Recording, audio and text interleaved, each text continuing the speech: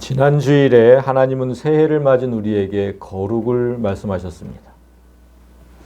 세상과 구별됨, 또 마귀의 습성과 구별된 삶을 살아라. 그런 삶을 살기 위해서는 소가 되새김질하는 것처럼 말씀을 늘 되새김질하는 그 되새겨야 한다는 것을 말씀하셨습니다. 그래서 우리는 1년 통독을 목적으로 성경을 읽기 시작했고 또 한동안 쉬었던 성경 공부도 다시 시작했습니다. 우리 교회의 성경 공부는 다른 교회와 좀 다릅니다. 무턱대고 성경 안으로 들어가지 않죠. 그게 아니라 조직신학을 기반으로 공부를 하고 있습니다. 조직신학을 공부하는 이유는 성도들이 말씀 중심으로 살려면 말씀의 뜻을 잘 알아야 되는데 성경을 읽어도 그 뜻을 잘 모르거나 또 오해하는 부분들이 정말 많습니다. 그래서 하나님의 뜻대로 살기가 어렵습니다. 오늘 오후에 이제 조직신학 두 번째 강의를 하는데 이제 신론을 합니다. 하나님에 대해서 배우게 돼요. 근데 기초 지식이잖아요. 1단계니까. 근데 여러분이 이제 이따가 들어보시면 아시겠지만 기초임에도 불구하고 여러분이 알고 있는 하나님과는 꽤 차이가 있을 겁니다. 그만큼 성도들이 하나님을 오해하고 있다는 거죠. 그렇게 하나님을 제대로 알지 못한 채로 성경을 읽으면 당연히 하나님의 뜻을 오해하게 돼요. 지금 한창 성경을 읽고 계실 텐데 조직신학을 잘 공부해서 말씀을 읽을 때 제대로 이해하면서 읽기를 소망합니다. 자, 오늘 우리에게 주신 말씀도 하나님을 오해하기 쉬운 그런 말씀 중에 하나입니다. 여러분, 조직신학에서 신론을 이제 우리가 배운다고 했는데 그 신론에는 부제목이 붙어요. 창조와 섭리라는 부제목이 붙습니다. 자, 보시면 창조는 우주 만물을 지으셨다는 뜻이고 섭리라는 뜻을 잘 모르시는데 그 지으신 것들을 보존하고 운영하신다라는 뜻이 섭리입니다. 그래서 섭리는 우리 삶과 아주 밀접한 관련이 있어요.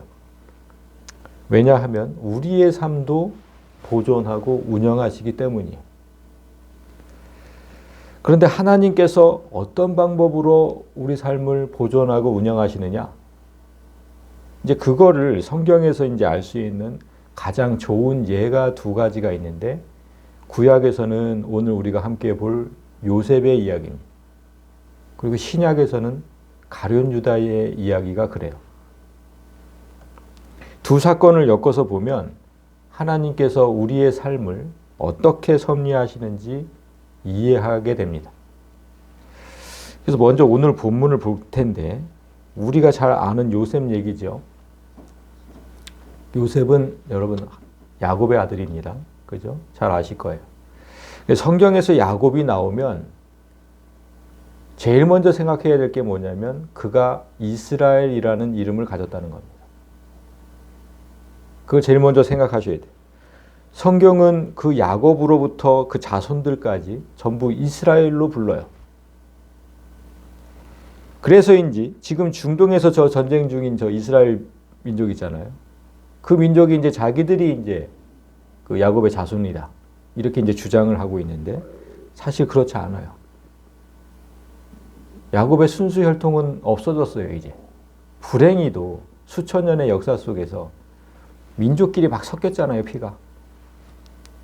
그래서 순수한 야곱의 혈통은 없어요, 이제. 오늘날 순수한 이스라엘은 성령으로 거듭나서 하나님의 자녀가 된 신약 백성들 뿐입니다. 제가 본문 전에 이런 얘기를 하는 이유가 있어요. 창세기는 전부 이제 50장으로 되어 있는데 그 딱 중간이 25장이잖아요. 그 25장에 이스라엘의 출생 기록이 나와요. 그리고 49장에서 그 이스라엘이 죽어요. 그리고 50장에서 오늘 우리가 얘기할 요셉이 죽으면서 창세기가 끝이 나거든요. 무슨 얘기냐면 창세기의 중간 이후부터 25장 이후부터는 성경이 이스라엘 가족 얘기만을 한다는 얘기입니다. 사실 25장 앞에도 가족 얘기로 되어 있어요. 근데 좀 다른 가족 얘기죠.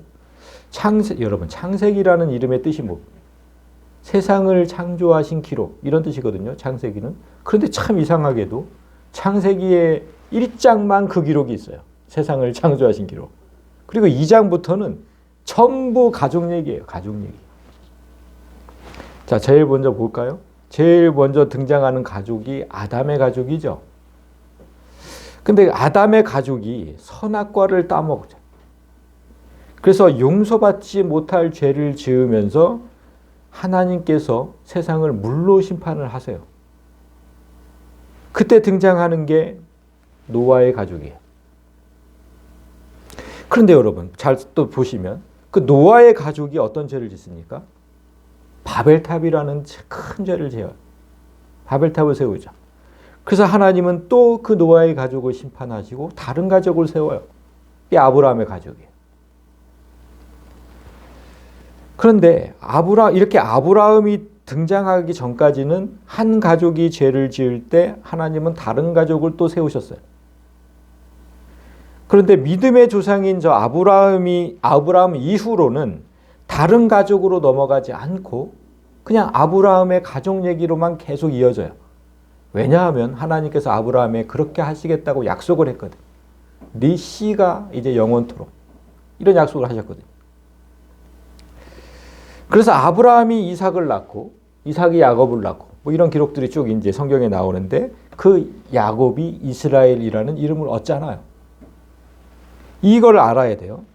그러니까 믿음의 조상 아브라함 이후에는 한 번도 다른 씨가 성경의 중심이 된 적이 없고 출애굽기부터는 한 가족이 아니라 무려 12가족의 얘기가 전부 아브라함의 이제 씨인 거죠.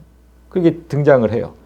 여러분이 성경을 읽으면서 지금 이제 읽기 시작하셨잖아요. 그 성경을 읽으면서 이런 패턴을 머리에 그리면서 하나님께서 인생을 어떻게 섭리하시는지를 보아야 합니다. 출애굽기의 시작은 이스라엘 12가족 중에 레위 가족에 속한 모세라는 사람이 등장하면서 시작이 돼요.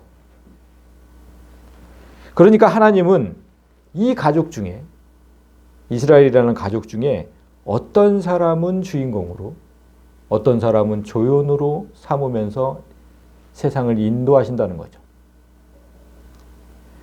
우리는 늘 주 안에서 한 가족이라고 얘기를 해요. 이 교회. 우리 주 안에서 한 가족입니다. 맨날 이렇게 얘기를 해요. 그러면 하나님은 이 가족 중에서도 한 사람을 택하고 사용하신다는 사실을 알아야 돼요. 전체를 사용하시지 않아요. 이스라엘 가족 중에 모세가 왜 주인공으로 선택받았는지 성경을 보면서 깨달아야 됩니다. 그래야 나도 하나님께서 택하시는 그 주인공으로 한 번쯤 살아보죠. 맨날 조연으로 살겠습니까? 오늘은 모세가 등장하기 전까지 주인공의 삶을 살던 그 요셉의 이야기를 할 거예요. 하나님께서 그 요셉이라는 사람의 인생을 어떻게 섭리하셨는지 그걸 잘 보셔야 돼요. 그래야 내 인생도 섭리하심을 알 수 있죠. 자, 여러분. 요셉은 그러니까 이스라엘의 11번째 아들이에요.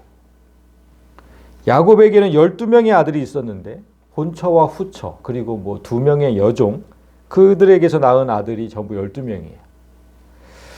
그러니까 생각해 보세요. 형제들의 사이가 좋았겠습니까? 전부 배다른 형제들. 그래서 언제나 서로를 견제하는 긴장의 관계였고 아버지의 사랑을 조금이라도 더 받으려고 애썼던 그런 경쟁의 관계였어요. 그 긴장과 경쟁의 관계에서 제일 정점에 선 인물이 요셉이에요. 왜냐하면 요셉은 아버지 야곱이 제일 사랑하던 아내 라헬이 낳은 첫 번째 아들이었거든요. 그래서 야곱은 모든 아들들보다 그 아이를 특별히 더 사랑했어요. 그래서 가장 좋은 옷을 입혔고 가장 좋은 것으로 먹였습니다.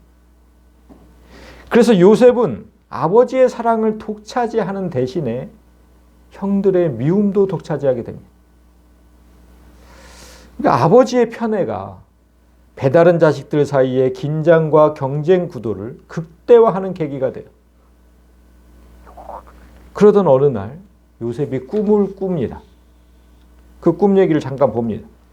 요셉이 형들에게 이르되 청하건대 내가 꾼 꿈 얘기를 한번 들어보세요. 우리가 밭에서 곡식단을 묶고 있었어요. 그런데 네 단만 벌떡 일어나고 당신들의 단은 네 단을 둘러서서 절하더이다. 그러니까 그 꿈 얘기를 들은 형들이 그에게 이르되 네가 참으로 우리의 왕이 되겠느냐, 참으로 우리를 다스리게 되겠느냐 하고 그의 꿈과 그의 말로 말미암아 그를 더욱 미워하게 되었다. 난 철이 없어도 이렇게 철이 없을까 싶은데 그런 꿈을 꾸었더라도 형들에게 굳이 그런 얘기를 할 필요가 있었을까? 가뜩이나 자기를 미워하고 있는데 이건 완전히 뭐 불난 집에 기름을 붓는 격이죠. 그러나 요셉은 여기서 좀 멈췄으면 좋겠는데 멈추지 않아요. 한 번 더 나갑니다. 한 번 더 나가요. 자, 9절을 보시면 요셉이 또 다시 꿈을 꿨대요. 그래서 그의 형들에게 말하여 이르되 내가 또 꿈을 꾼즉 해와 달과 11별이 내게 절하더이다. 여기서 해는 아버지고 달은 어머니고 11별은 형제들이죠.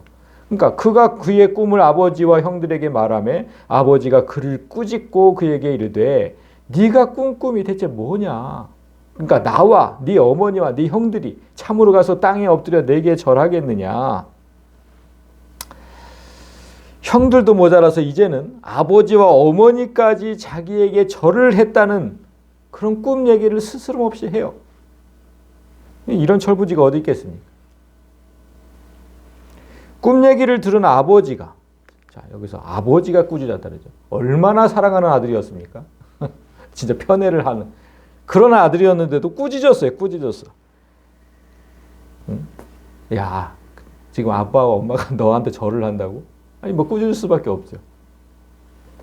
그러니까 아버지도 꾸짖을 수밖에 없는데 형들의 분노는 어땠겠습니까? 이제 인내의 한계에 다다른 거죠.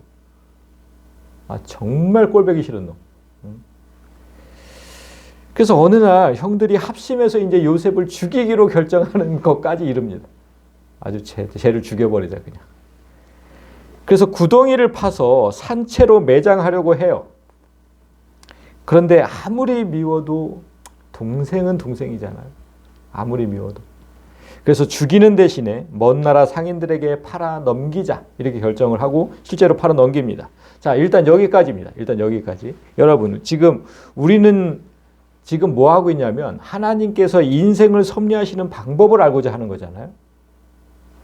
여기까지 야곱의 얘기, 그 가족 얘기를 들으면서 하나님께서 이 가족을 어떻게 보호하고 운영하셨는지, 어떻게 섭리하셨는지를 혹시 보셨어요? 여기까지 들으시고 이 가족의 가장 그 야곱은 그 성경의 기록을 보면 뱃속에서부터 쌍둥이 형과 다투었다고 기록하죠. 엄마 뱃속에서부터 다투었다. 그리고 태어날 때는 쌍둥이 형이 먼저 나가려고 하는 걸 뒤꿈치를 붙잡고 지가 먼저 나가겠다고. 그러다가 결국 실패를 해서 형이 먼저 나갔어요. 그래서 자기가 동생이 됐죠. 그러니까 장자가 되고자 애를 썼는데 그게 실패를 하니까 성장한 후에 다시 그 시도를 해요. 그 장자권을 뺏겠다는 그 악한 시도를. 그래서 마침내는 성공하죠. 아버지도 속이고 형도 속이면서 성공을 해요. 그 아버지 야곱의 삶을 그의 아들들이 그대로 닮아가요. 그들도 동생을 노예로 팔아버린 후에 경쟁한 거죠. 팔아버리고 수년 동안 또 그 사실을 감추고 아버지를 속여요. 똑같이 아버지를 속여요. 야곱하고 똑같이. 그러니까 아버지 야곱은 제일 사랑하는 아들이 죽었다고 생각하고 한동안 실성한 사람처럼 살게 됩니다. 그러니까 얼마나 악한 짓을 한 겁니까? 그러니까 여기서 다시 질문을 하겠습니다. 성도들은요, 대개 우리 삶의 모두를 하나님께서 계획하시고 인도하신다고 믿어요. 그렇죠? 다 그렇게 믿고요. 그렇다면 지금 이 가족의 악함도 하나님께서 계획하시고 인도하셨을까? 이렇게 물으면 그건 또 아니라고 대답해요. 그건 아니시죠. 라고 대답을 해요. 성도들이 하나님의 섭리를 이해할 때 가장 오해하는 게 바로 그겁니다. 하나님께서 사람의 모든 일을 계획하시고 인도하신다고 믿는 거. 그게 잘못된 거예요. 그렇지 않아요. 만약 그렇다면 어떻게 되겠습니까? 지금 야곱이 아버지와 형을 속여서 장자권을 빼앗은 것도 하나님의 뜻이 되고, 그의 아들들이 서로 다투고 동생을 죽이려 하고 결국 팔아넘긴 것도 하나님의 뜻이 되죠. 그러면 하나님은 악을 조성하는 신이 되고 맙니다. 그렇잖아요. 하나님은 절대로 악을 조성하지 않으세요. 그런 신이 아니에요, 하나님은. 그렇다면 하나님은 우리 삶의 어느 부분까지 관여하고 간섭하실까? 어느 부분은 하나님의 섭리고 어느 부분은 아닌 걸까? 이 기준이 참 어렵게 돼요. 그러나 이 한 가지만 기억하면 어렵지 않습니다. 이 한 가지만 기억하세요. 하나님의 섭리를 말할 때 가장 중요한 판단 기준은 선과 악입니다. 이 일이 하나님의 섭리로 된 일인지 아니면 내 뜻대로 된 일인지 판단하려면 그 일이 선한 목적으로 시작되었는지 악한 목적으로 시작되었는지만 보면 돼요. 자, 보세요. 지금 야곱에게 가족에게 일어난 일 모두 악한 목적으로 시작되었어요. 먼저 야곱은 차남이었는데 장남이 누리는 복이 탐나서 그것을 빼앗으려 한 거예요. 악한 목적으로 시작됐죠. 그러니까 그건 하나님의 섭리가 아닌 거예요. 그리고 그냥 인간 욕심 때문에 일어난 거죠. 인간 욕심 때문에. 그렇게 하나님의 섭리대로 살지 않으면 우리의 삶은 너무나 힘들어져요. 야곱이 말년에 애굽 왕 바로 앞에서 고백한 내용이 있어요. 한번 잠시 볼까요? 내 나그네 길의 세월이 130년이니이다. 이 세상에 사는 걸 우리가 나그네 삶이라고 그랬잖아요. 지금 130세가 됐다는 거예요. 내 나이가 우리 조상의 나그네 길의 연조에 미치지 못하나 야곱의 조상들은 뭐 몇백 년도 살고 막 그랬잖아요. 그거만큼은 못 되지만 참 험악한 세월을 살았나이다. 이렇게 고백을 해요. 창세기에는 야곱의 인생이 정말 얼마나 험악했는지 자세하게 기록되어 있습니다.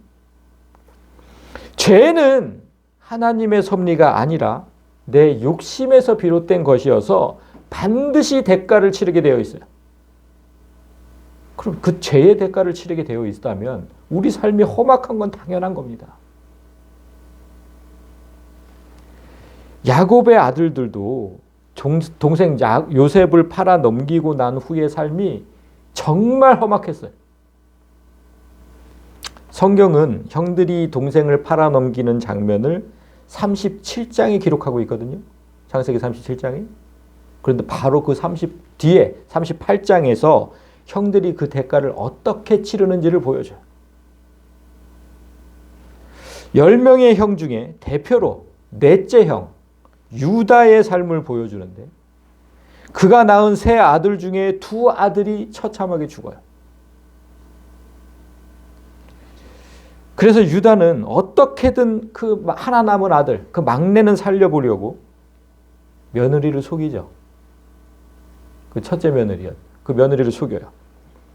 그러다가 결국 알지 못하는 중에 그 며느리와 동침하게 되는 아주 비참한 삶을 살게 됩니다. 하나님의 섭리가 아닌 내 뜻대로 인생을 살아갈 때 인생이 얼마나 험악해지는지 이들의 가족을 보면서 깨달아야 돼요. 그렇다면 야곱의 가족에게 일어난 일 중에 하나님의 섭리는 어디에 있었을까? 어디 있었을까요? 그 요셉이 꾼 꿈이에요.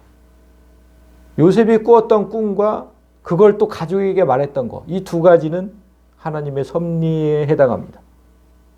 그래서 좀 이상하지 않습니까? 요셉이 꾼 꿈과 꿈 얘기를 한 행위는 형들의 원망과 미움을 극대화하는 원인이 되잖아요. 그래서 결국 요셉이 먼 나라로 팔려가서 고난을 겪는 원인이 돼요. 그렇게 악한 일들이 벌어진 원인이 요셉의 꿈이고 꿈을 말한 행동인데 왜 이건 하나님의 섭니까?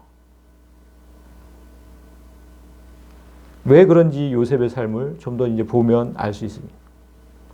요셉은 결국 애굽으로 끌려갔고 애굽 왕 바로의 친위 대장 보디발 장군의 노예로 살게 되죠. 그러나 그곳에서 하나님의 은혜를 입어서 보디발 장군의 신임을 얻게 되고 그래서 그 집 재산, 모든 재산을 관리하는 총집사의 자리까지 오르게 됩니다. 그러나 얼마 지나지 않아서 다시 고난에 빠져요. 이제 좀 살만하게 됐다 싶었는데 다시 어려움에 빠져요. 보디발의 아내가 요셉을 유혹하는 일이 벌어지죠. 그리고 요셉이 끝까지 그 유혹을 거절합니다. 그러자 그녀는 오히려 요셉을 성폭행범으로 고발하죠. 요새도 가끔 그런 기사가 나오더라고.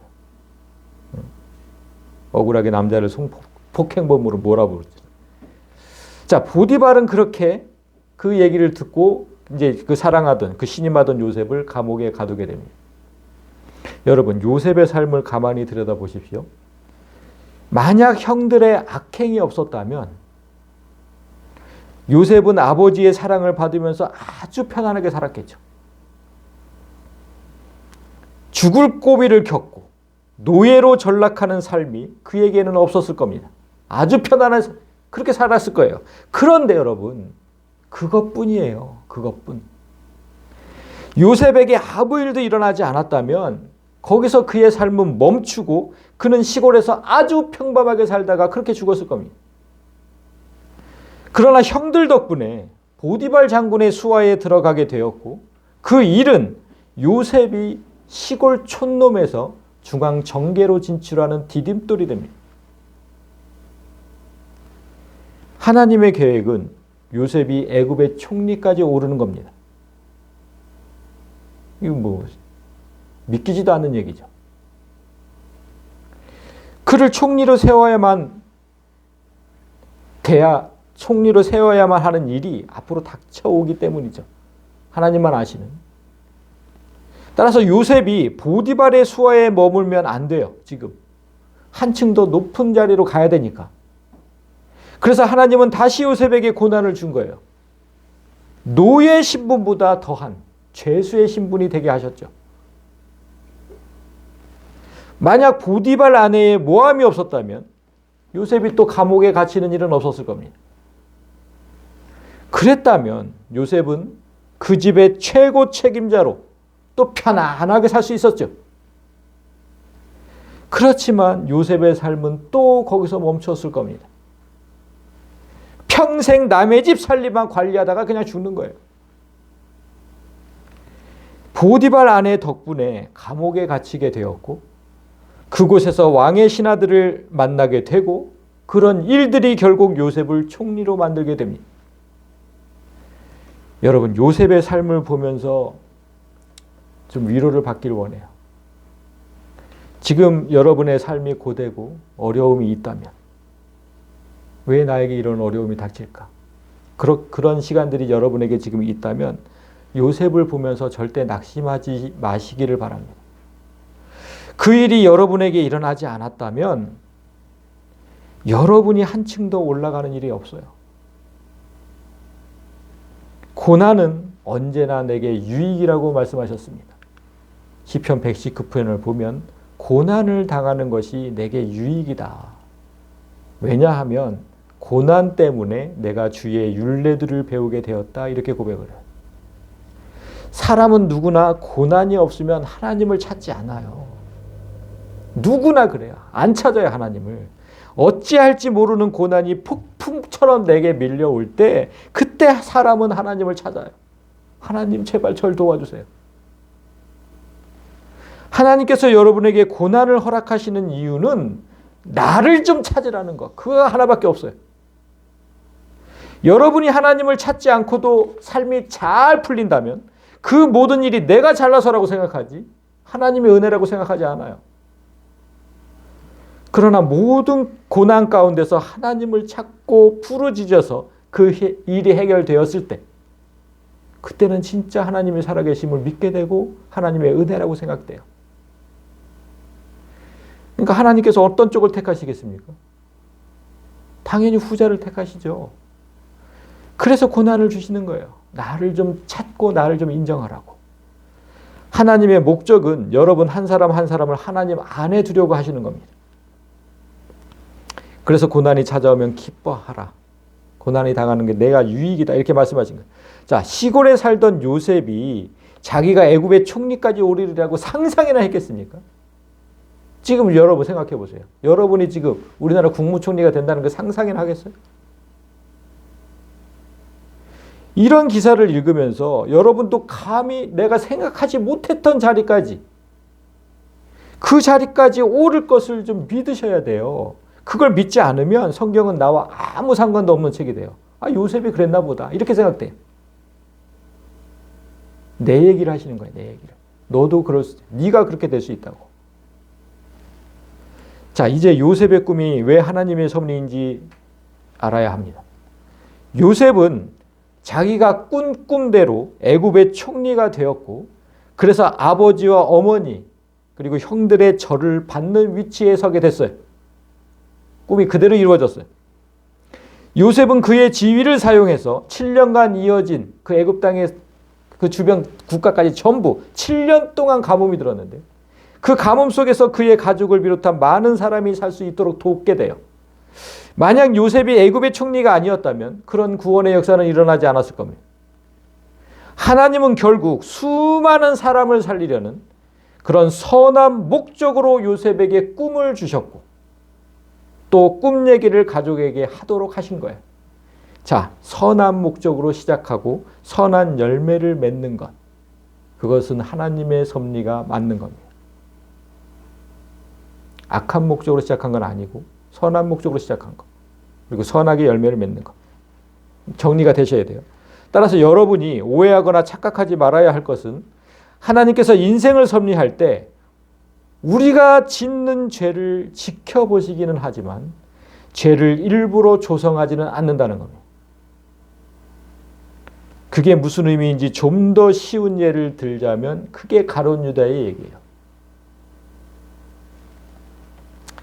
요셉이 12아들 중에 하나였잖아요. 그와 똑같이 가룟 유다도 12제자 중에 하나였습니다. 그러나 두 사람에게 임하신 하나님의 섭리는 너무나 달랐습니다. 가룟 유다는 예수님의 신임을 얻어서 12제자가 모인 공동체의 재정을 맡은 자였어요. 아, 네가 돈을 맡아라. 그건 진짜 웬만큼 신임하지 않으면 할 수 없는 거죠. 그러나 사탄이 그의 안으로 들어갔을 때 그는 예수님을 배반하고 은 30개에 팔아 넘겼어요. 여러분, 요셉의 형들이 요셉을 팔 때 받은 돈이 은 20개였어요. 예수님이 좀 더 비싼 겁니다. 그렇죠. 예수님이 좀 더 비싸요. 유다가 사탄에게 예수님을 팔아 넘긴 일, 그건 도저히 용서받을 수 없는 일이죠. 그러나 하나님은 그 악한 일을 그냥 내버려 두셨어요. 예수님의 제자인데 그 악한 일을 하도록 그냥 내버려 두셨어요. 왜냐하면 유다가 벌인 그 일이 인류를 구원하는 그 선한 일에 쓰여지기 때문이에요. 여기서 하나님의 섭리를 다시 배울 수 있어요. 하나님은 사람이 죄를 짓도록 일부러 조정하지는 않으세요. 그렇지만 때때로 하나님의 뜻을 이루기 위해서 사람이 짓는 그 죄를 사용하신다는 겁니다. 이해되세요? 일부러 죄를 짓도록 하진 않으세요. 그런데 사람이 짓는 죄를 사용을 하세요. 요셉의 형들이 지은 죄를 많은 사람을 구원하는 계기로 삼으셨잖아요. 그걸 사용하셨잖아요. 그리고 가룟 유다의 죄도 많은 사람을 구원하는 계기로 삼으셨어요. 그 죄를 사용하셨어요. 그렇다면 이런 질문이 나올 수 있어요. 요셉의 형들과 가룟 유다가 없었다면, 그러면 많은 사람들이 구원을 받는 일도 없었을 거 아닙니까? 그러면 악역을 기꺼이 감당해준 그들을 좀 칭찬해줘야 되는 것도 아닙니까? 이런 질문을 하시는 분들이 있어요. 어떻게 생각하세요? 또 그럴만도 하죠. 좀 그들이 없었으면 인류 구원하는 일이 없었을 건데 어떻게 칭찬해 줄까요? 그 질문에 예수님께서 답하신 게 있습니다. 마태복음 26장에 인자는 자기에 대하여 기록된 대로 가거니와 인자를 파는 그 사람에게는 화가 있으리로다. 그 사람은 차라리 태어나지 아니하였더라면 제게 좋을 뻔하였느니라. 자, 가룟 유다에게 하신 말씀이잖아요. 그러니까 이게 무슨 뜻이에요? 예수님은 십자가에 달려 죽으려고 이 땅에 오신 분이에요. 그 목적으로 이 땅에 오셨어요. 그건 태초부터 예정된 일이에요. 그러니까 하나님은 무슨 방법을 써서라도 그 일을 실행하셔야 돼요. 유다가 예수님을 팔지 않았다면, 다른 방법을 써서라도, 무슨 수를 써서라도 하나님은 예수님을 십자가에 매달았을 겁니다. 하나님은 유다가 저지른 악행을 그저 사용하셨을 뿐 그 악행을 지시하지도 않으셨고 그 악행을 지지하지도 않으십니다. 하나님을 사탄에게 판 죄, 그것만큼 큰 죄가 있을까? 예수님 말씀대로 그는 차라리 태어나지 아니하였으면 좋았을 뻔했어요. 왜냐하면 그가 받을 죄의 값이 너무나 크기 때문에. 자, 그래서 하나님의 섭리를 바울이 아주 잘 정리한 게 있어요. 그게 로마서 8장에 있습니다. 우리가 알거니와 하나님을 사랑하는 자, 곧 그 뜻대로 부르심을 입은 자들에게는 모든 것이 합력하여 선을 이룬다. 여러분이 너무 잘 아는 구절이잖아요. 이게 하나님의 섭리를 너무나 잘 설명한 거예요. 요셉은 하나님을 사랑하는 자죠. 하나님을 사랑하는 자. 그죠? 그래서 보디발 아내가 유혹해도 넘어가지 않고 난 하나님을 배신할 수 없다. 그런 거죠. 그러니까 하나님을 사랑하는 자였어요. 그리고 그 뜻대로 부르심을 입은 자였죠. 요셉은. 저기 지금 해당이 돼요. 파란 글씨에. 요셉은. 그런 사람에게는 어떤 일이 일어나도 그 사람에게 어떤 일이 일어나도 하나님께서 그의 결말을 해피엔딩으로 만드신다는 거예요. 이 구절의 뜻은. 여기서 모든 것이라 했어요. 모든 것이 합력해요. 여기서 모든 것은 그야말로 내 삶에 일어나는 모든 일을 의미하는 거예요.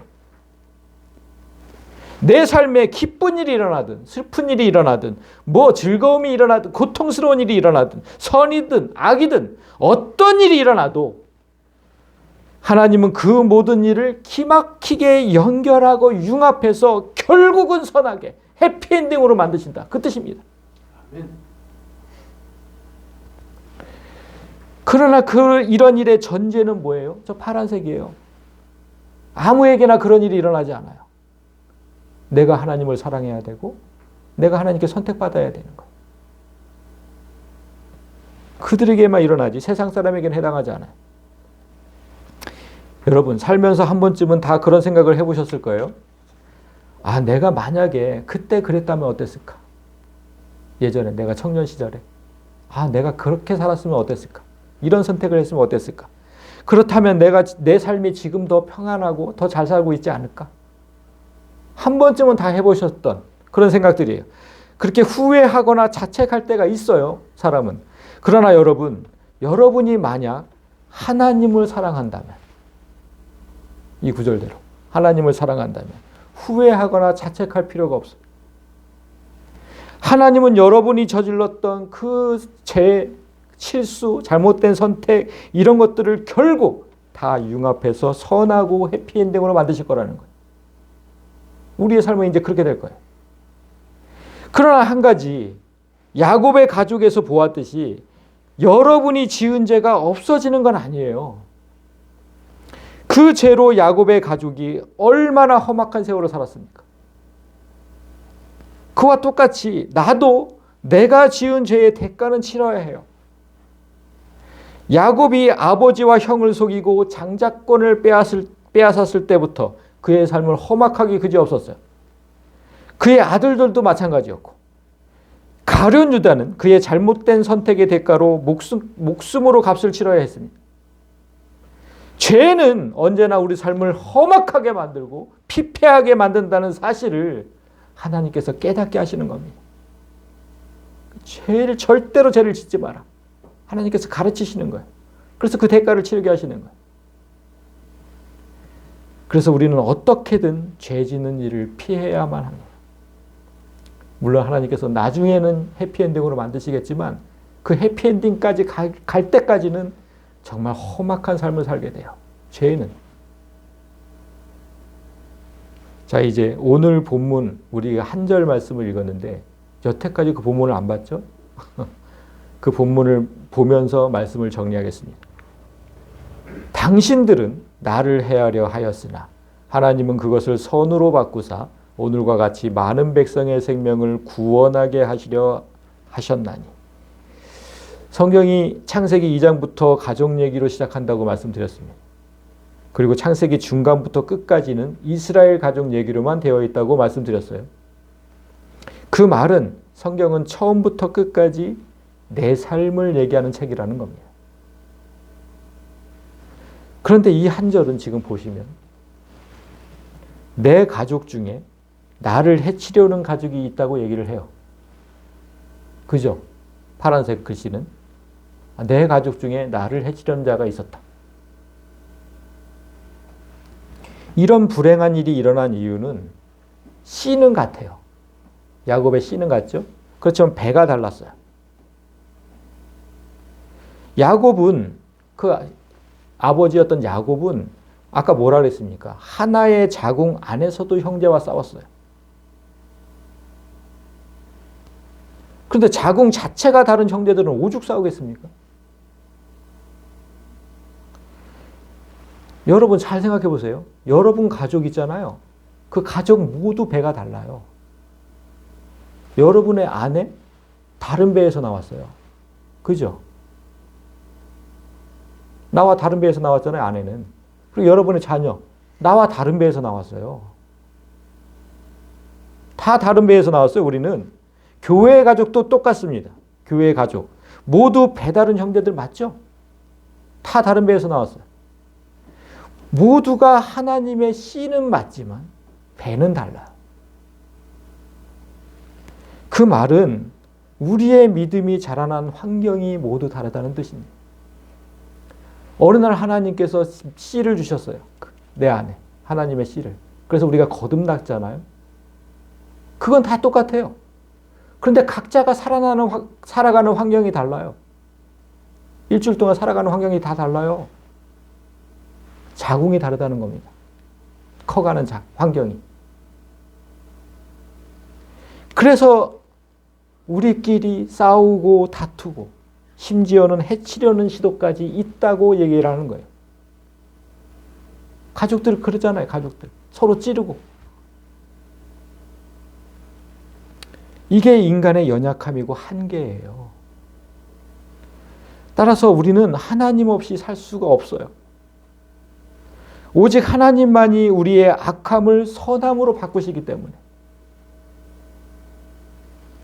우리 가족 모두를 생명에 이르게 하시기 때문에. 그래서 우리는 하나님 없이는 살 수가 없어요.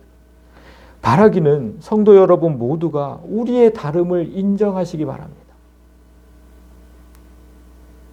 인정해야 돼요. 그래서 가끔은 믿기도 하고 가끔은 싸우기도 하지만 요셉의 마음으로 용서하고 포용하기를 바라요. 이 다음 구절이 요셉이 용서하고 포용하는 구절이 나와요. 자, 볼까요? 당신들 두려워하지 마세요. 내가 당신들과 당신들의 자녀를 기르겠습니다. 총리니까. 하고 그들을 간곡한 말로 위로하였다. 요셉은 자기를 총리 자리에 앉히신 하나님의 뜻을 제대로 알고 있는 거예요. 내 가족 모두를 살리는 것. 그게 하나님께서 요셉을 총리에 앉히신 이유예요. 여러분 서두에 말씀드렸듯이 이스라엘 가족 중에 하나님께서 세상의 주인공으로 삼으시는 사람이 있어요. 성경을 보면 항상 한 사람을 주인공으로 세우시잖아요. 하나님의 뜻을 이루시기 위해 그 한 사람을 세우시는 거거든요. 바라기는 여러분 중에 그 주인공들이 좀 나오기를 바라는 거예요, 저는. 요셉이 오른 자리까지 오르는 그런 주인공. 내가 생각지도 못하는. 그때 절대 잊지 말아야 할 게 있어요. 내가 그 자리에 올랐을 때. 절대 잊지 말아야 할 한 가지는 하나님께서 여러분을 그 자리에 왜 앉히셨는지. 가족을 살리라는 거예요. 가족을 살리라는 거예요. 하나님 가족. 내 육신적인 가족부터 시작하지만 결국은 하나님 가족을 살리라는 거거든요.